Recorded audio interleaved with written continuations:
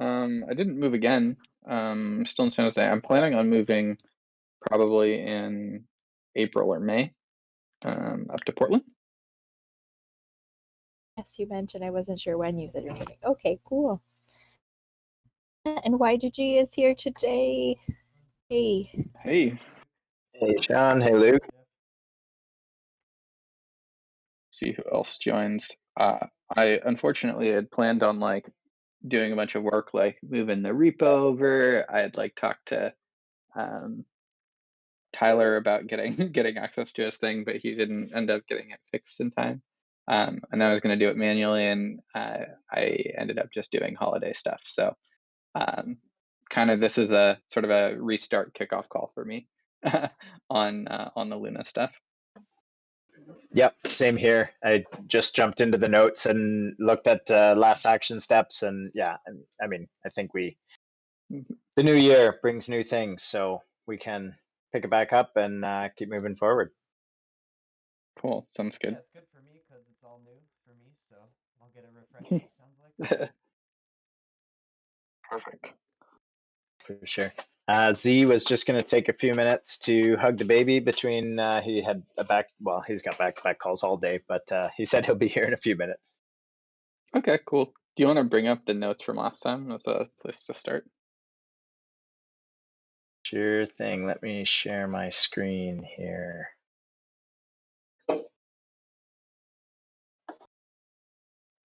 Do you mind if I go on mute for just a second? I'm trying to order lunch.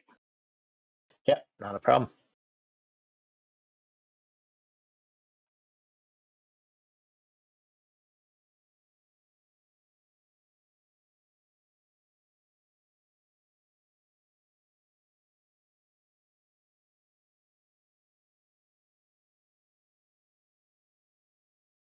Hey, Sean, do you have OBS or any other kind of recording Yep.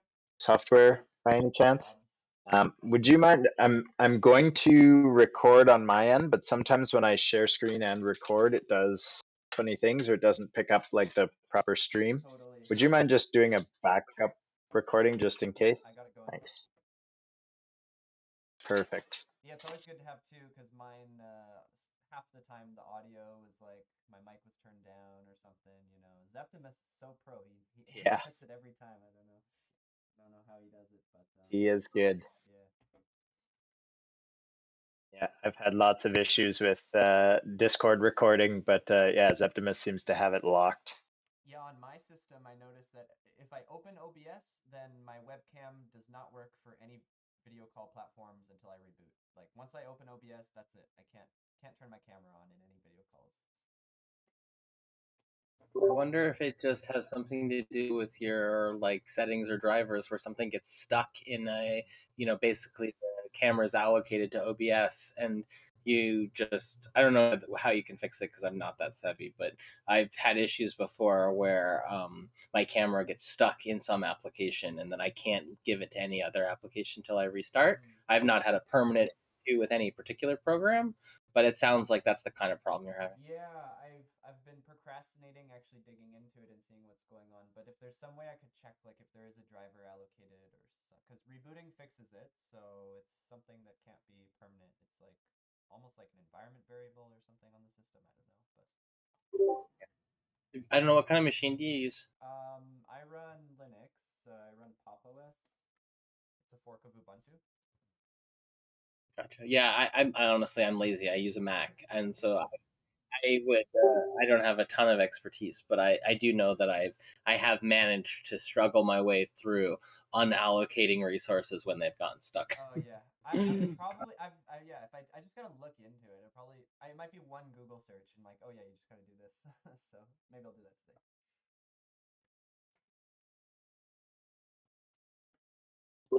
Cool.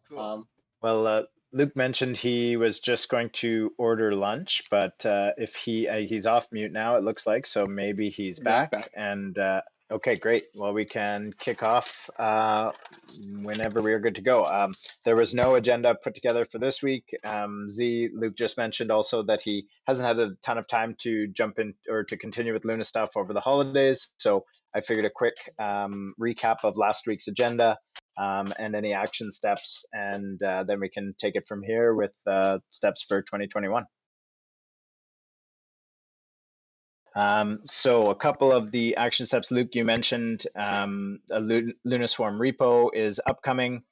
We also chatted about populating the Lunaswarm wiki. I know you mentioned Metaverde is working on some of that. So next step for Jess and I to connect and make sure the wiki information gets updated. And also we were going to populate a timesheet so that any collaborators, contributors can track work and get paid out, because we do have funding from multiple rounds of Gitcoin grants and also the OneHive proposal. So all of that we can keep as action steps for this call, and we can add to them as we keep going through this chat. So any other topics from last call, not last week, to discuss?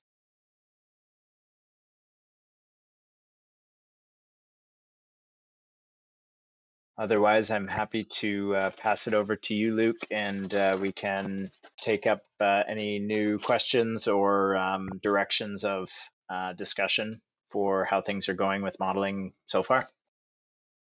Yeah, I mean, unfortunately, I don't have too much to update. I think I kind of left it off where we were last time, because I picked up other things and then got swept up with the holidays. But I'm eager to kind of restart. I have the action item to set up the GitHub repo, and I connected with Tyler because he had like a CLI tool for like doing best practice cadCAD repos. But it sounds like it still needs a little bit of work, so I'm just going to manually move things over to get it out of my personal repo, and hopefully connect it to Pollen as well. So people that contribute to it will get cred if they want. And yeah, I don't really have any blockers or questions on that. I just need to do it, and we'll probably do that today or Monday. But in terms of the actual like modeling next steps, I had an action item to kind of write up the kind of experiment plan and clean up the notebook so that we could like run it by Z, and I didn't get that done yet. So that's sort of my next step, and then just do parameter sweeps on a bunch of different things to come up with a formal proposal for our supply policy, like initialization parameters. But yeah, unfortunately, I haven't done any of my homework, so If you guys are that's on me. interested, find it productive. I mean, we could spend some of the time talking about the modeling and analysis and planning that was happening on the Gitcoin stuff. I think Danilo was going to join us, but I'm not sure that he can get here because I don't think that he's like officially joined OneHive before. I don't know, Jeff. You want to ping him quickly and see if he was trying to join? We can figure out how to get him in, because one option, and again, this is where we've been putting a lot of effort more into the scientific process. The analysis wasn't particularly involved, if anyone read it. It was targeted and it took some time and effort, but we did a lot of work on, communication around it. We did that initial data visualization on the networks, and now we're doing the research planning for something a little bit more algorithmically intensive around collusion detection. But one of the interesting things is that the Gitcoin team is like 100% on board with like it just being totally, like public project, like sharing with people and using it to teach and publishing stuff. And two, Danilo was literally just working on the research planning. So if that's the phase that you're on, then it would be cool maybe to chat about that if people find it useful. And maybe it's also helpful to give Sean a little context. Sean, I'm not sure if you've had a chance to read through the notes and catch up, but maybe Luke, if you could just give him like a rundown of where you left off and where you feel you need help on. And Sean, feel free to speak into what is helpful for you to start jumping in. Thanks, Jess. Yeah, an intro would be great.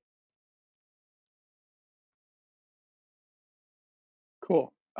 Yeah, I mean, I can give you a quick kind of rundown of what we're doing right now. But the notes on the Luna Swarm are pretty good as well, in terms of catching up, and the potential like projects that others have been working on as well in the Discord are a good resource. But my main focus so far has been on this honey supply model because we had this challenge of trying to figure out a new policy for minting and burning honey with regard to the common pool, and it was a discussion on our uh, our forum that was really really lengthy, and we decided that it would be best to come with a little bit more of a scientific approach and kind of looking at the model. So I have this notebook which I can send you a GitHub link to, and I can bring it up. You give me a second, and we can run through really really briefly. But I'd much rather spend time um, going through it maybe with you one on one if we're going to be working together, and spend the time on this call with everybody else here who's seen it on the other stuff, if that's okay. Oh, of course, that makes sense. Jess just shot me a bunch of resources Um, too, so I have those to go. I have those to go through. cool. Yeah, we can maybe do like a one on one session to review the entire notebook, and you could probably teach me some stuff too. And then we can kind of coordinate from there. But essentially, we've got a couple different iterations of it that we've kind of reviewed each week, and Zargum's given pointers, and then we've kind of worked through that and then reviewed again. And now we've got like a pretty basic model that incorporates a lot of the mechanisms that we actually have either proposed or used, and we've got a set of assumptions. So kind of my work will be documenting that for a public proposal, so that'll give an even better foundation than the notes. But I'd love to walk through it with you early next week if that's possible. Yeah, that's great, Luke. That sounds great. Thanks.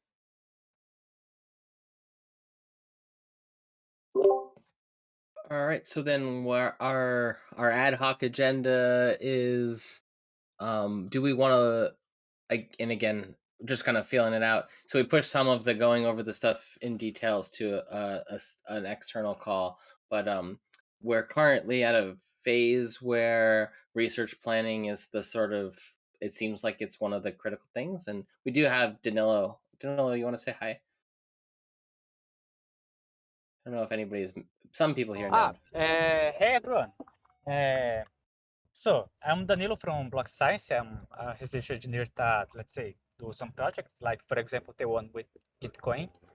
And happy to join you. And let's say, as he told me about those open work sessions, and this is interesting because we are thinking about having a similar format also for our research with Gitcoin.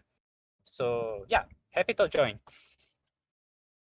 So one of the things is because we just came from the holidays, we don't have any sort of particular. Normally, we kind of Luke presents some of his work. We have some discussions. It's pretty open, but like Luke drives because he's the one doing the brunt of the work here on the sort of modeling and simulation so far.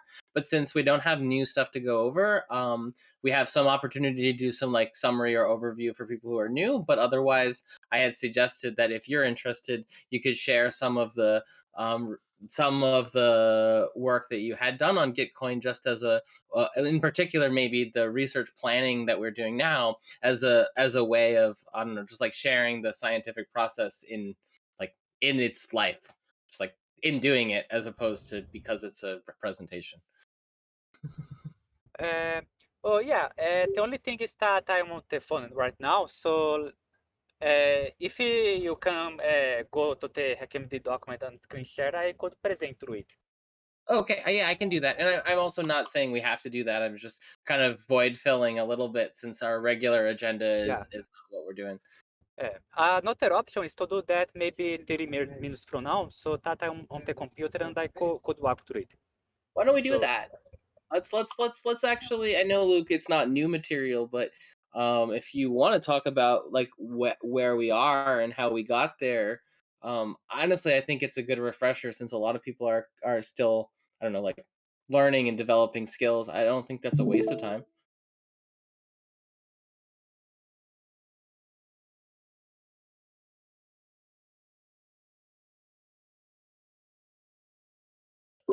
I can see your screen, but you're muted. Oh, yeah, sorry about that. Yeah, so I just brought up the latest version of the notebook, kind of exactly where we left off before the holidays. And we can kind of just dive through and Sean, if you have any questions, feel free to hop in, or if anybody does, I'll just kind of do a quick overview or summary of what we're doing. Just one question. Did you make a honey theme for your Jupyter environment? Oh, no, Oh no, yeah, this I is would ask that too. this is solarized light, I think, if I remember correctly. But I could see why you would think that. It's kind of honey colored. Awesome. Probably why you liked it. Yeah. um, cool. So we kind of have the summary here. I don't know how familiar you are, Sean, with kind of the dynamics in the like one hive economy at all, like how familiar you are. If you're Yeah, not familiar at all, I'll start at a very high I level. have a pretty low familiarity with the one hive economy and how the honey supply and everything works. I actually have not looked into it. I'm really excited to dive in, but I haven't yet. Cool. So basically we have this token honey. It has a supply and it has a issuance policy that essentially every block there's a rate at which new honey is issued, and the new honey goes into a kind of common pool balance. From there, the honey gets distributed via conviction voting, if you're familiar with conviction voting, um, Yeah. based on proposals. And so you stake honey on proposals, they accumulate conviction. If you reach the trigger threshold, honey leaves the common pool balance and gets distributed to the proposer. Um, and in this model, we've kind of abstracted conviction voting to just essentially be an outflow rate. There's like a whole separate conviction voting model that is much more in depth that Zargam and Block.Science guys put together when we were working on that. But for the purpose of this model, we just consider it like an outflow rate because we assume that we're constantly going to be releasing honey via this process, and based on how we parameterize conviction voting, we would have like a different rate. And that's pretty much all there is to the basic like economic flow in the honey like mechanism now. But one of the things that we noticed in our model was this kind of problem that the issuance rate is constant. Like it's always, right now it's 30% per year, and we have to sort of upgrade it via governance if we want to like make a change. And we actually were previously at 60% per year, which is pretty high.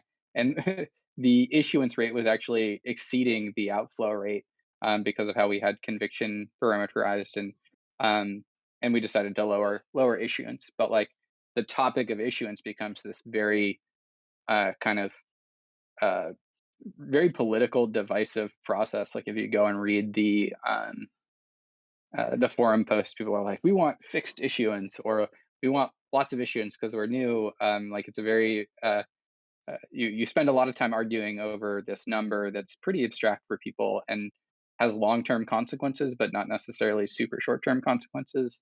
And so we wanted to create a policy that would automatically change the issuance rate for us based on other parameters of the system.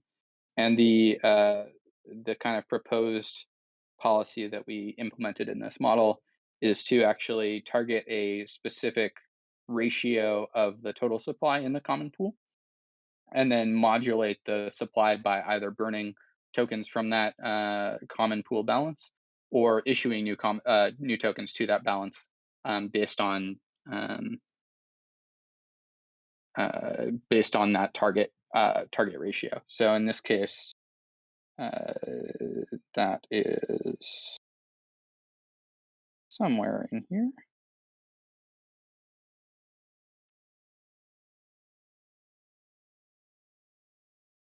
In our parameters, I'm looking at states. Yeah, so that's in our target reserve ratio parameter. The outflow boundary is the like abstraction of conviction, and then we have this throttle mechanism that determines like how much of a change this like policy can have on the supply each period or each time step. which in this model, each time step is equivalent to a month.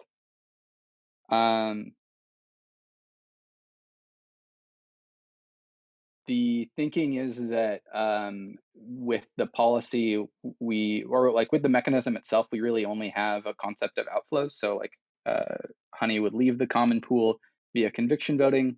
But in theory, we would be supporting proposals that might generate inflows. So like one of the projects that we worked on is HoneySwap, which is a fork of Uniswap v2 on XDAI. And we turned on the like platform maintenance fee, and that converts fees that are generated from HoneySwap volume into honey and then deposits it back in the common pool. And that creates an inflow. Luke, if you And so I was gonna say, if you want to support that with minimal impact to your model, you could create an inflow boundary parameter. And if for now, again, it becomes like kind of a port. So in the future, you could make it richer for like where those inflows come from. But similarly to how you abstracted conviction voting resulting in payouts, you could abstract anything built generating inflows with an inflow boundary parameter. And then obviously in the future, always wire those things up to other models if need be, but you can get the concept in without much complexity in your model. yeah, so I do have the concept of inflows in here, I guess I should say. Um, but it's not I it's sort of an assumption because it's not actually a mechanical mechanism of like the smart contracts, right? It's like an exogenous thing where like we make proposals and then we build something and that something might have inflows, it might have other things. So in this model, we have this concept where our outflows are productive or not productive, and if they're productive, we like increase our market saturation, and we've got this um, potential like size of a market that we saturate, and as we do, inflows come in and they purchase honey, and uh, Oh, but are you purchasing it? So just to clarify, are you purchasing that honey from the like where? I guess I'm trying to separate between the sort of market for buying and selling honey or buying and selling services and just being. I think you're saying that there's a direct flow where productive outputs generate revenues and revenues are inflows to the shared pool, but I think there's two different concepts between money that's flowing sort of as inflows in the way that the outflows are flowing, e.g., people paying for stuff or paying service fees or funds generated by the honey swap, or it doesn't really matter, but right, you produced a thing, it generates revenue. That's a sort of unconstrained flow from outside in. Versus like market activity or people like say like buying and selling honey on honey swap. So I just to be clear, so you're saying that there's a mechanism here that takes that relates the notion of productivity to the notion of revenue generation, and revenue generation is explicit inflows into the shared pool. correct. Yeah. The reason I said it kind of purchases honey is because the production and inflows are kind of denominated in like a stable value asset like USD or something like that, and then has to be converted into honey, right? Um, Oh, okay. Yeah, I see what you're doing there. But what we're saying then is that there's an inflow of honey, but you're still using, in order to determine how big the inflow is, you're using like XDAI as a numeraire. yeah, yeah, Right. So like, you get the inflows are an amount of honey equal to an amount of XDAI, and the function determining the inflows is denominated in XDAI, and then it's converted based on those spot price. yeah. So we have this like spot price, and I had to like figure out um, how to do this because when I first implemented it, I was like, oh, how do I have a negative circulating supply? Um, and it's because the price like the price heuristic that I was using for that conversion didn't like explode when it got near zero, and so my like um, pricing function in this like price policy um, increases exponentially as the ratio of circulating supply to total supply decreases. So like as we,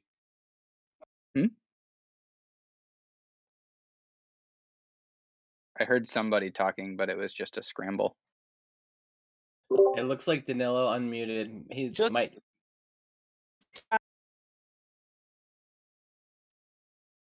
can you guys how they stay We can't hear you, Danilo. The it's chopping in and out. I'm not sure if you're in a great signal spot right now.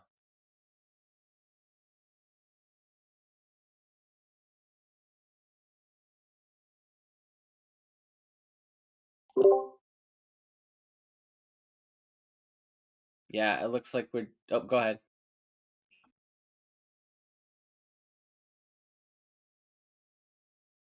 I'm still not hearing anything.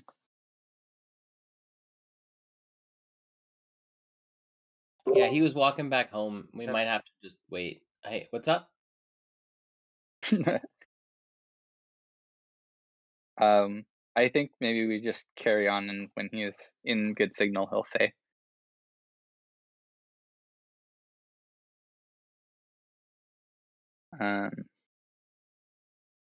But yeah, so the trying to figure out how to do this like pricing function is also something that we had talked about previously, and then we added like a stochastic process to it as well. I think I created a hackmd doc that I'll share in the Luna channel really quick. That kind of goes through the assumptions about these mechanisms and might be helpful here.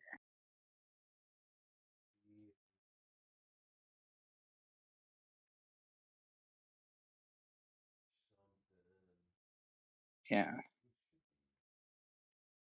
So this was like a like hackmd draft I did that kind of walks through the model. I don't know.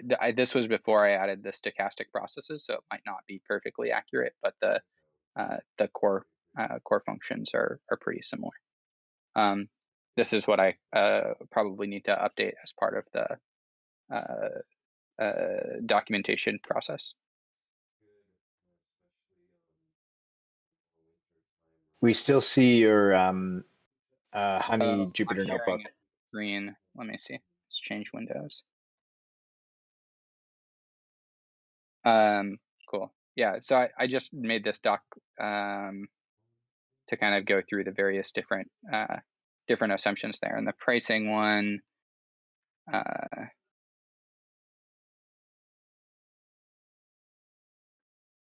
is based on a total supply, circulating supply, inflows, market saturation, based on all of the other assumptions. But essentially, if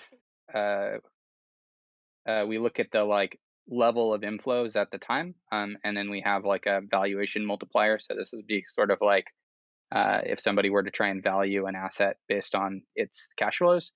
And then we have like a sensitivity parameter when the like supply decreases, because we're actually like buying stuff off of the supply, so it like approaches zero in like in edge cases. And so we wanted to make sure that like under severe supply constraints, the price sort of starts to explode, which feels like what would likely happen if people aren't selling. And yeah, and so that's what we have in the model. So essentially we like have outflows that are productive. The productivity results in market saturation and like increased inflows up to some point. Those inflows result in a higher price, and we use that like price to convert those inflows into honey that we remove from the circulating supply and put into the common pool balance. And those represent inflows in the model.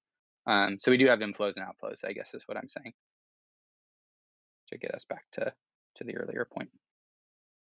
And I guess I have to go back to the other screen.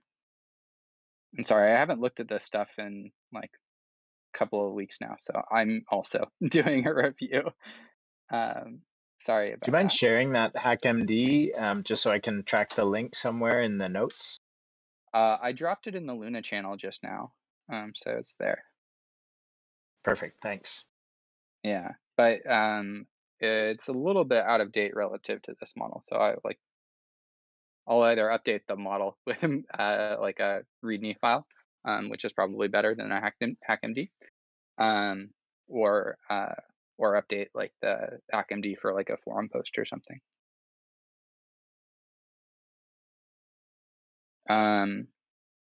Cool.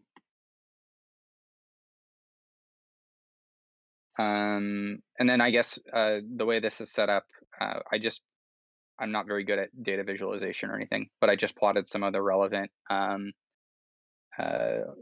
metrics from the data set to kind of see how they evolve over the course of the simulation. This one is looking at different productivity levels. So we're doing a couple of different runs, and then we're splintering it by the different productivity values to explore that value. And I guess what we talked about last time, if I remember correctly, was kind of creating a matrix of the different values and boundaries, and like why those boundaries were where we were looking, and then kind of exploring the parameter space based on that to make. So basically the experimental design. So you've got some tooling, but which you haven't yet done is really applied it to do anything other than inspection. So like the trick would be then to think about the parameters and the parameter sweeps, and insofar as they're non-deterministic, the Monte Carlo runs, and sort of you can organize them visually into grids, but you can also organize your thinking in like more general, like just like imagine a spreadsheet where you start to look at the different dimensions. And in practice, if you have lots of parameters, you could easily end up with these big Cartesian products like combinatorial explosions and the things you might evaluate. So you got to start with some scoping where you're like, here's the things we care about and how we think they might be related to each other, and sort of what experiments to run. And it also can help to hone in on some metrics that you want to evaluate, so that you can basically look at it as each experiment, literally each simulation is an experiment in a broader experimental grid, and you can look at how your assumptions or your parameter choices related to your the outcomes in the various metrics. So you can, yeah, the real next step when you have like the equipment running is to start to sort of plan experiments to use it, and with an understanding of what you could infer or decide based on those experiments. Yeah, and I think that's sort of what we talked about last time as sort of a next step, and I just haven't done the homework to have you review it. But no worries. Actually, I think going through everything again here was also pretty productive, because it's hard to do that if you're not like kind of all the way up to speed on what you've got. And also I think this is a good environment. It's like inclusive for like sanity checking your own work by explaining it to other people and giving them a chance to ask questions. yeah.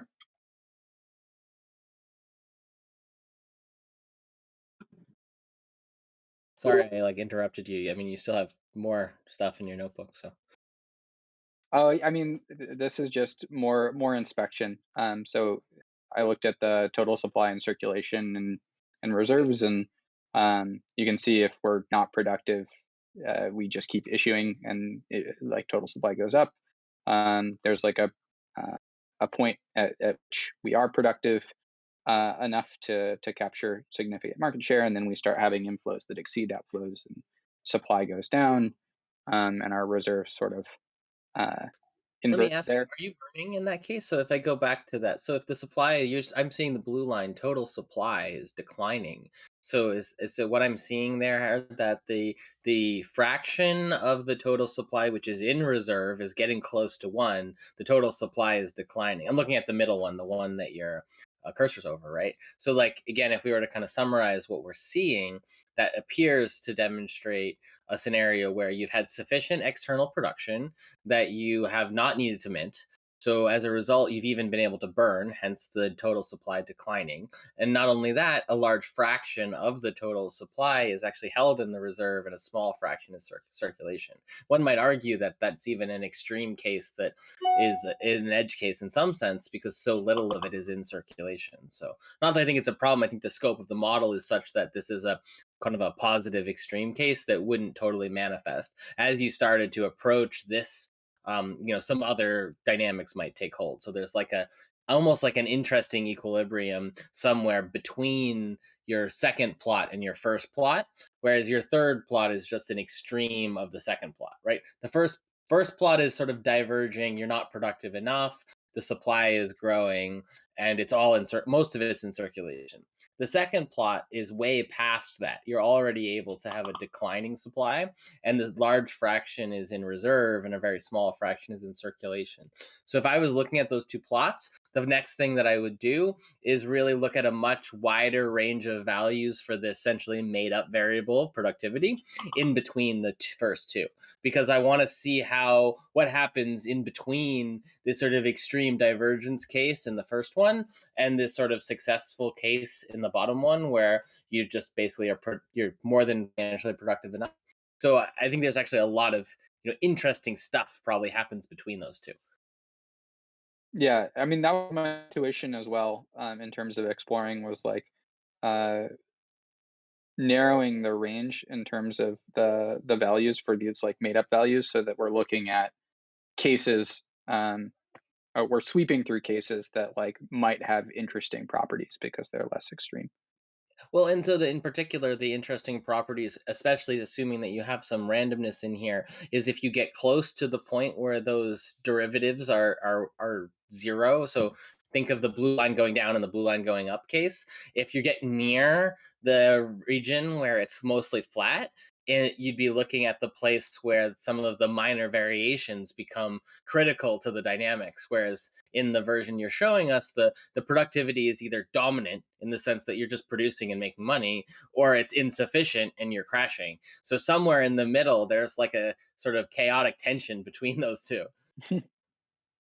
And that's where the really interesting stuff is. And honestly, that's where you're likely to be in real life. You're almost certainly going to be, as soon as you get out of the we're just producing, minting and producing phase into a productive phase, it's actually most likely that the live or die period is the one where you're actually in that chaotic tension between, production and are you producing enough? Well, how do we produce more? Okay, let's create more value, etc. So it's actually just part of the methodology, maybe not so much part of the technical tooling, to sort of build that intuition for where the interesting stuff is, and then to use the tool iteratively and hone in on that, and sort of figure out what you can learn by zooming in on those regions of the design space or the model space, so to speak.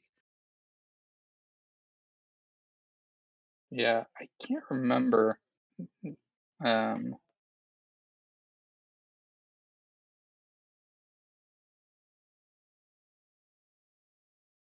Let me just rerun this.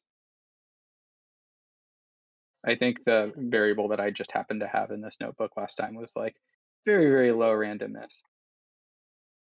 Um,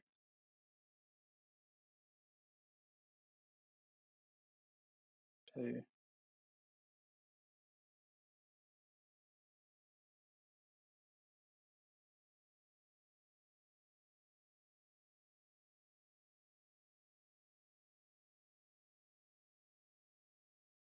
Yeah, now this one looks weird. Did you increase the randomness? Yeah, yeah. That's probably So good.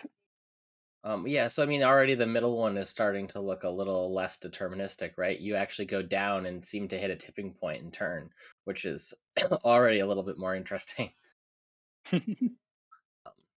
But yeah, I think the randomness is actually good. I think it's a bit more realistic. It's part of the reason why we run Monte Carlos, is to get a better sense of like the attractive band. Think of it like dumping a bunch of marbles on an uneven floor.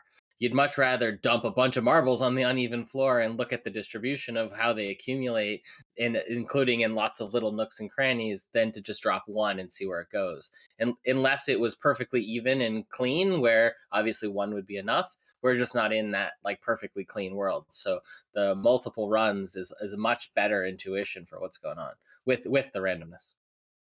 Yeah. I don't think, let me see how many runs actually. What do we do mais on that simulation? The Monte Carlo. We can almost hear you. What was the question? You could also try typing it if it's short in the, because we have a channel, the cafe channel here, or the Luna channel here.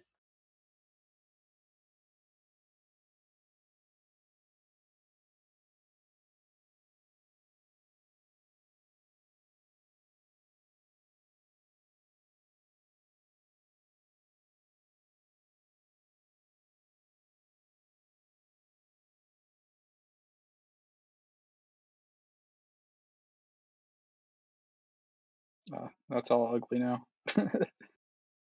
Yeah, actually, though, I understand, but the other thing that you can do, and maybe, unfortunately, he's having difficulty with the audio, but Danilo has definitely worked on stuff where these are they're clouds instead of lines, which makes it a lot easier to see. So you can kind of see some of the variances, and like, so that you're looking like the Monte Carlos and the one shot runs tend to have different plots that make them easy to read. So just switching it there makes your plots a little harder to work with, but you can start to see the shape of things. And anyway,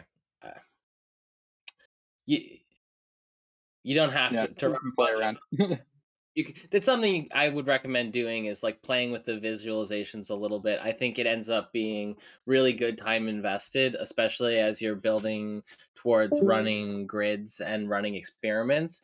The visualization work, it makes it a lot faster to iterate through more experiments, and honing in on things like what the x and like the axis controls, or multi y axis can help if you're looking at variables that really aren't on the same scale, or even making other plots that compute some metrics. Like in this case, I'm quickly looking at what fraction of the blue line is the green line versus the orange line, right? Like is the supply in circulation or is it in reserve?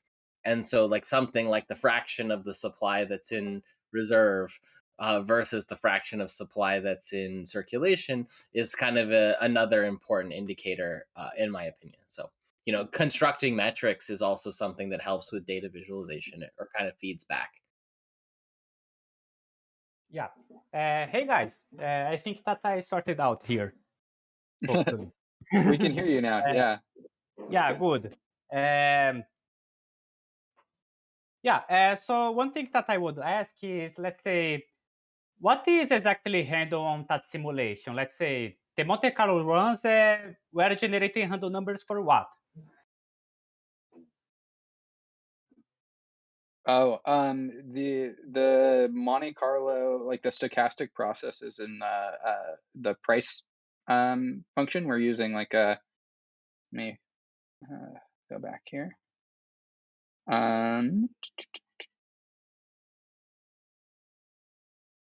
We have this like price policy, and we're taking like a random kind of random walk around a target price, so going towards or against it. Okay, So that's gotcha. where yeah. There is also a new big question. What do is being production in the one hive contest? Let's say, what is to be productive? What does it mean to be productive? Because we have that productivity, but I mean, what does that mean?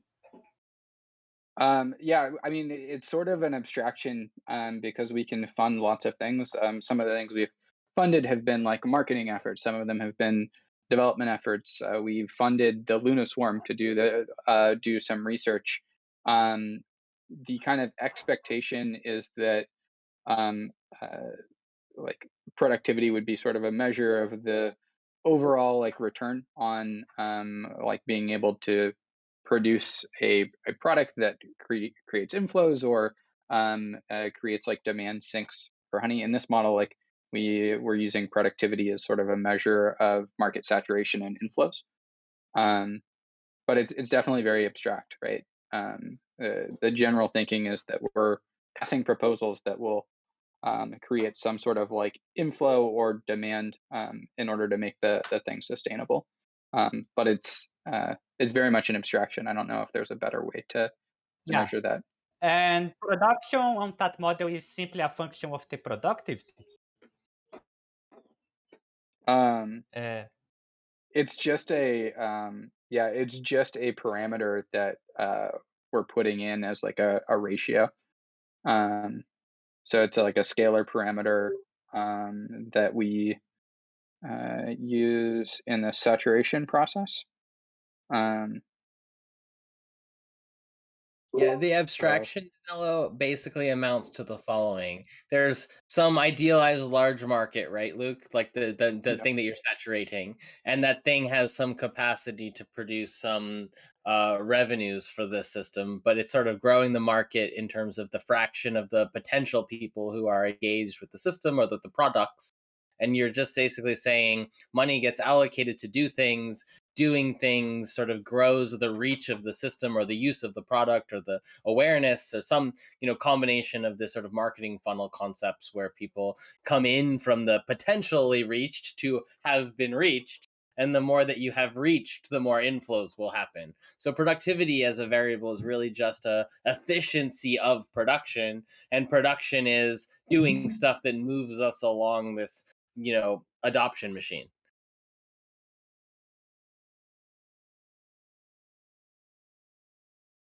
Because I'm just trying to frame it in the context of some other stuff that like we've thought about, like state machines for the evolution of a marketing funnel goes from unaware to aware to sort of user to repeat user, and those tend to generate revenues. Like we have out of the sort of there are demo models that are like works in progress by like Barlin on these kinds of funnels, and in a way I think of the productivity that you have here as an abstraction of one of those adoption revenue generation funnels.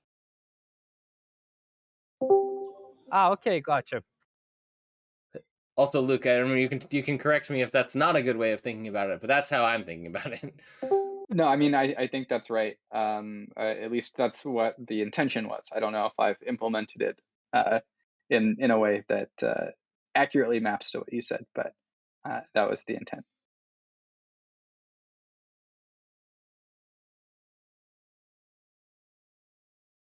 Cool. And I think that's let's say, I would just ask you, let's say, of what are your idea for next steps on that research? yeah. So what we had talked about for next steps was to actually like we kind of built this and we did some exploration, but we haven't really like designed kind of an experiment with parameter sweeps to really like assess what we're looking at or draw conclusions. So I think the intention would be to kind of look at that. We've got this supply policy, and we have some inputs to that that we just inherently know we don't want issuance over a certain amount because people don't like issuance over a certain amount. So we've got some boundaries along those lines. And we've got a few parameters that we have to set for the policy, like the reserve ratio and the throttle parameter. And we want to just kind of be able to see what sensitivity those parameters have to some of these like assumptions, like the productivity, and pick the values to propose to the community that give us, I guess, the greatest variance on these assumed values that we don't actually know, or these abstract values. If that makes sense. Yeah, it does make.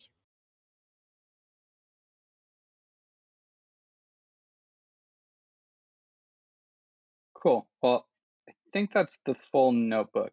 And yeah, I'll put this in a more accessible repo and do better documentation as soon as possible. Yeah,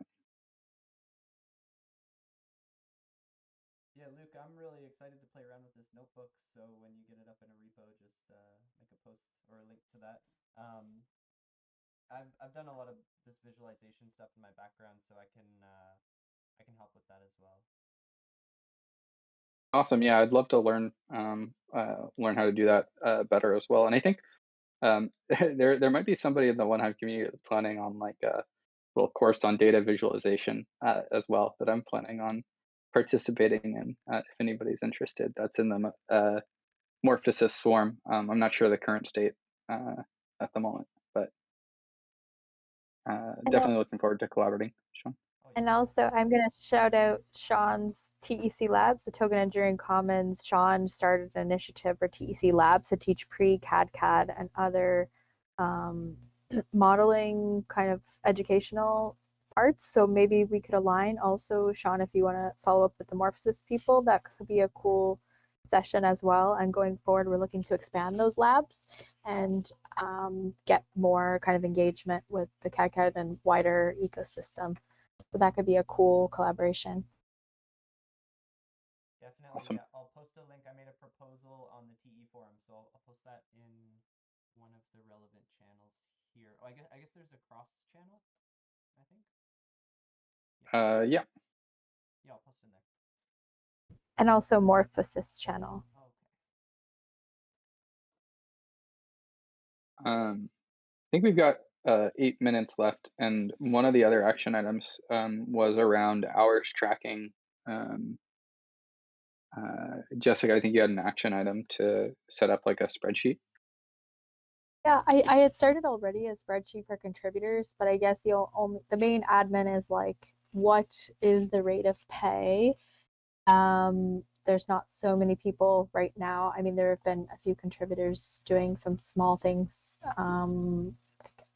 but more so for the people that are doing the modeling. So I guess like Sean or anyone else that comes in, Danilo to help us with the models. So we just need to discuss like, what is that and how are we going to pay that out and who's going to be responsible? And Luke, I know you set up the DAO and the funds are there. So just very practically, how are we going to handle making sure everybody gets paid and assigning the rate to the work as well?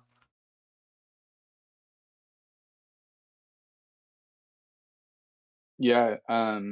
Is there? I know that there's a process in the TEC that's using a similar spreadsheet. Is there like a process that you guys have used in the past that we can kind of reuse?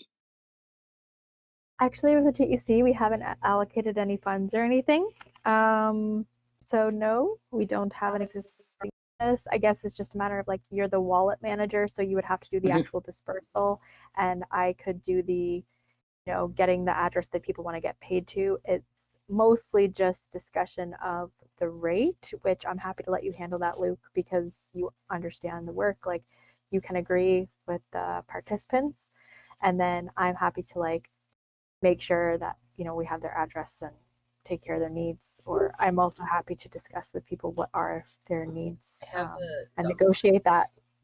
I have a dumb question here, and maybe this isn't the best strategy, but given that I think lots of people on this project have been sort of a little bit loath to claim like payment, is this a possible reference case for like having us just using pollen and trying to sort of fund the Luna project, seed the repo that is going to be put there, and then like let the funding basically just pay out proportional to the basically the contributions off the page rank off of that particular project vector. Like I know that might be a little bit of extra work, but if we continue to have this theme where the people contributing to this project are like not super like, oh hey, I should be paid this much, because to be fair, a lot of people are learning. It's a exploration and research project, so even the people doing the research are learning lots of new stuff.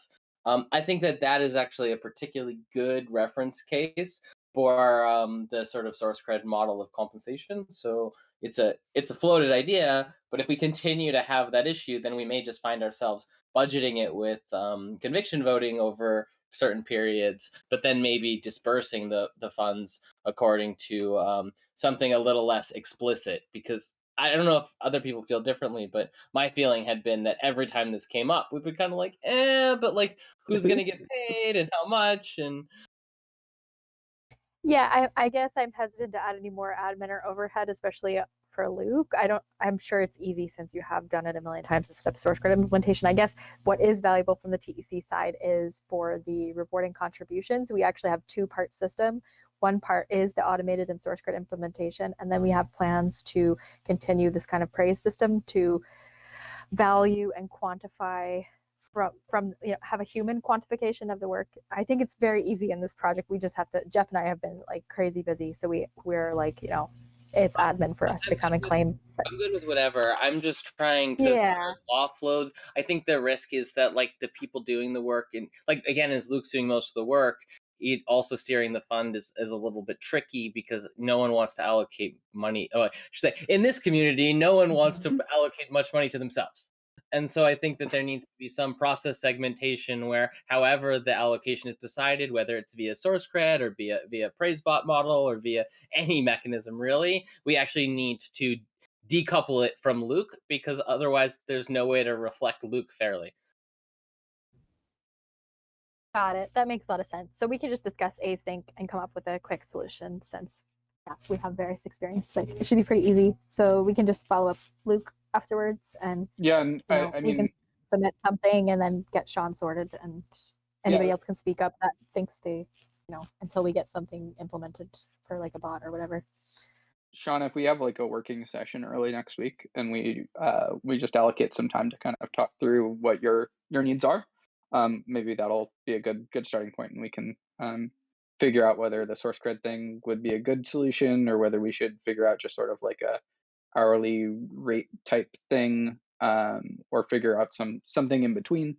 I'm pretty flexible. Yeah, same here. I think there's value to simplicity, but then also considering all the options, especially in the long run. You mentioned the tech, the TEC was looking at this, and it's a whole wrangling beast, like trying to model the impact hours as a combination of the praise system and the source cred. So, they're definitely looking at that a lot in the TEC, but it's a complex solution. Here we can probably start simple and then look at the options and sort of like drift over time as things make sense. Yeah, and I think I just wanted to raise, there's kind of a different tracking model going on in the Commons simulator, which is much more simple. It's just an Excel sheet where people track the hours they've put in week over week. And I mean, we could probably even have people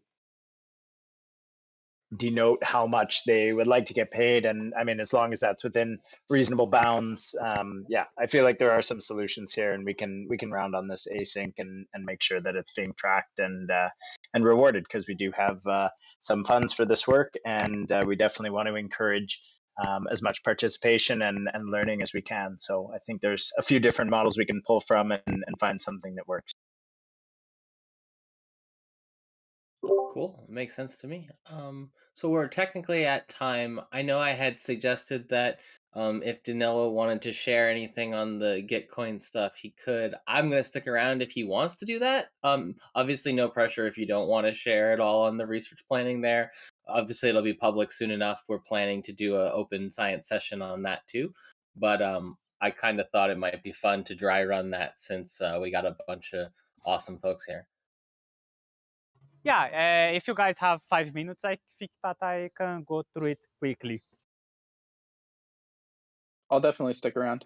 Yeah, I'll check that out. Yeah, good. So I'll share here my screen briefly, and let's say that that Gitcoin project is also, let's say, one of the reasons that I went to get on that meetings, that this may be an inspiration for something that we are planning. So are everyone here seeing my screen? Yep. Yep. Okay. So this is a HackMD file. I'll share with you guys afterwards. But this is a research plan for investigating collusion on the Gitcoin grants. And well, there is an intro here that you can read afterwards, but the idea is that collusion is a bit difficult phenomenon to study because it's the problem of describing private intent through public data, and this is not necessarily easy. So our approach that we are adopting is to try to actually see the consequences of what happens if the private intent becomes successful. And what happens is that collusion as a whole is sort of a tactic or a strategy that an actor can apply into a given system. So in a certain way, performing collusion into a system is sort of optimizing giving grants or anything that you would like for, let's say, optimizing a metric of your interest. In case of Gitcoin, you are optimizing for funding. And the idea of the research plan is that, let's say, we are going to look on every grant that we have there. We are going to look on the collaborators for that grant and also the grants that, let's say, are closer to that grant. And we are going to calculate, let's say, how optimal is that arrangement. And we are going to compare that when the things are, let's say, de facto optimal, in the sense that I'll go here through the definitions. In the sense that, let's say, we have a subgraph for each grant that, let's say, a neighborhood subgraph that, let's say, Hey, Danilo, can I Yeah? pause you for 1 second? Why don't you screen share Go. the data viz of the graphs because we have them? Because I think a lot of this is a little maybe unintuitive because we can't assume that people have already like looked at the Medium article, for example. So if you you just like skim through the Medium article to give people context, then we can bounce back into it. Yeah, that's a good idea. So I'll send that link afterwards to you too. But this is an article where we did some initial exploration on the Gitcoin data. And what happens is that when you look at the data, you have this network structure where you have grants and collaborators. So for example, the blue ones would be grants, and the orange one would be collaborators. And the idea is that, let's say, you can always do some definition so that you can detect communities or you can detect neighborhoods around that grants. Just to visualize what I mean, this is a practical example of that. We have used a community detection algorithm. And for example, all the blue nodes are grants and collaborators that are associated with a given community that was detected automatically. The green one is another community, and the pink one is yet another community. So the idea is that, let's say, for each network or graph where you have contributors and grants, you can segment that into several subgraphs. And you can have metric for that subgraphs. You can, for example, see how much of the funding that community is taking away from the system. And in a certain sense, what we are doing here is to, let's say, is to give a first try of, let's say, identifying all the associated subgraphs that are close to a grant. And we have here a candidate metric that would capture the effect of how optimal is the arrangement of that grant. So this metric, if it's close to 0, it means that it has been the optimization was very low.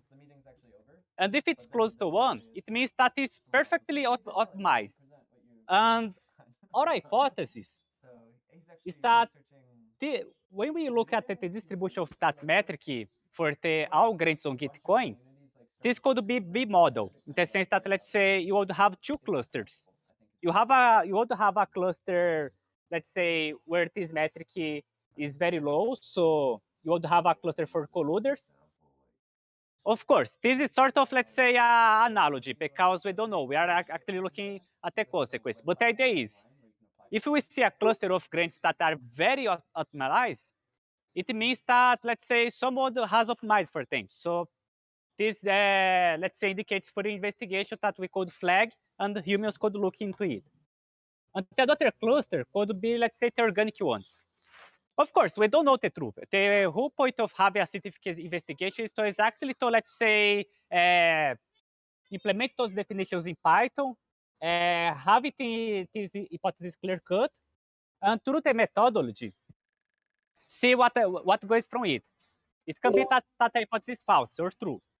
Yeah. It might also not be visibly bimodal. So one of the things it could be is just like it could be interpreted as the superposition of two distributions, right? It's the superposition of a distribution of organic activity and the distribution of the colluder activity. Because it might be the case that the colluder activity has a certain optimality gap and that the real activity has some overlapping values. Like they're not going to be disjoint. And actually, part of the discussion in that Medium article was about being clear about the difference between the data suggesting the possibility of collusion and the actual intent or the manipulation of the system being different from the observation in the data. So, we're trying to manage two things at the same time. One is the data scientific sort of mathematical policy for flagging for potential collusion as distinct from collusion itself. It's not collusion because of the score. It's the score indicating the possibility of collusion. Collusion is a social phenomena, so you have to then inspect it in a sort of human way. But in order to get to the point where inspecting things is scalable, you need an algorithm to highlight the things that are, basically at risk of having been collusion. And we're saying that things that have small optimality gaps are things that have succeeded in getting a lot of funds. Now, they may have succeeded in getting a lot of funds, or I should say they've been very efficient at getting funds, meaning their sort of match relative to their amount of money was very high. And actually, an interesting thing here is we've still only defined this in neighborhoods around single grants. I would argue that there's a slightly more general formalization where you do the neighborhoods around a set of grants or neighborhoods around communities. So much like the community detection algorithms already shown, we could look at different kinds of subgraphs and do different kinds of random rewiring tests. And we had some other discussions internally about things like what happens instead of doing one grant if you do 3 or 4 and then you just donate to them equally. You actually increase your matching because you've actually increased the how spread out the contributions are. And so there's some other attacks that this doesn't totally capture, and we would be able to iterate over this and gain more understanding by implementing these algorithms and getting the scores and looking at those scores and comparing them to some other validation data sets that we're discussing with Owaki around like real collusion and determine the extent to which our flagging is actually identifying things that did need to be sanctioned. And so there's like an ongoing research process here, but I think it's kind of important to look at both the subjective aspects of this and the formal mathematical aspects. And basically we're using science to sort of make sense of what's going on and to ultimately implement algorithms that help make a healthier system. Yeah. And let's say this is our scientific workflow. And let's say one of the things that we are also going to develop with that, because we have the idea of developing an open science flow in the sense that part of the execution of this research plan will be done partly through public work sessions, just like the one Hive. So this is a thing that we are articulating together with the token engineering community. And well, this is going also to be a certain experiment. But the idea is that, let's say, for some of the development of that research, that the community, that the people can come in and see, let's say, the scientific grading, can question our choices of definitions, can question our hypotheses, and so on. And we are trying to see also ways that we may enable interactivity, like maybe using VS Code Live Share. But yeah, I think that's it for the project. If you're on your computer, do you want to show the cadCAD model? You don't have to like get it up and running live if you want, but like because it's open source, it might be cool if people can pull it themselves and run it. Like that's the thing where we're trying to make it easier for people to participate in this kind of work. So it's on an open source repo, and yeah. Maybe it makes more sense to me to share the link afterwards because I've promised 5 minutes and we are 10 minutes in. So Yeah, that's I fine. don't know No how worries. is people time. That's really all I meant. Just making sure that people had the pointers so they know that they can actually pull it and play with it, and the visualizations are there. Actually, this is our first successful Gitcoin grant to contribute on this project. Somebody came in and expanded the data visualization for us. Yeah. Yeah. But anyway, any comments, guys? Any questions?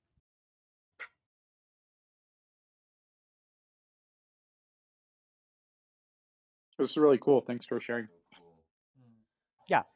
So I'll send the auto reference here, but well, hope for to collaborating, and let's say it was also a great thing to participate here because we'll take a lot of inspirations and also cool project. I mean, I like the notebooks. I hope that I can also help you with some things. I already have some experience with, especially with the sensitivity analysis. So I hope I become a regular here. Awesome. You're totally welcome. I'm going to hop off so I can finish eating. But thanks, everybody. Yep, sounds good. Thanks for the call, everyone. Yeah, thanks everyone. Yeah, thanks for the call. Hey, thanks for your work, Luke.